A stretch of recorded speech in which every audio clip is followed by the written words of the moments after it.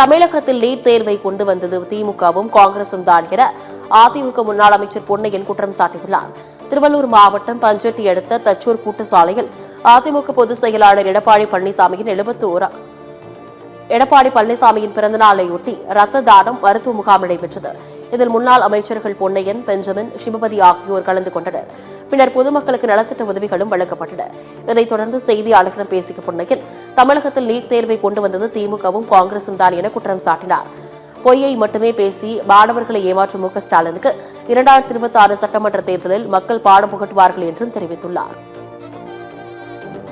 இளைஞர் பட்டாளம் பூராவும் எடப்பாடியார் பின்னாலே அணிவகுத்து நிற்பதை நாடு அறியும், உங்களுக்கும் தெரியும். நீட் கல்வியை தமிழகத்துக்கு கொண்டு வந்ததே திமுகவும் காங்கிரசும் தான். அதற்கு அனுமதி கொடுத்தது ஆட்சியிலே அவர்கள் இருந்த காலத்திலே என்ற உண்மை தெரியும்.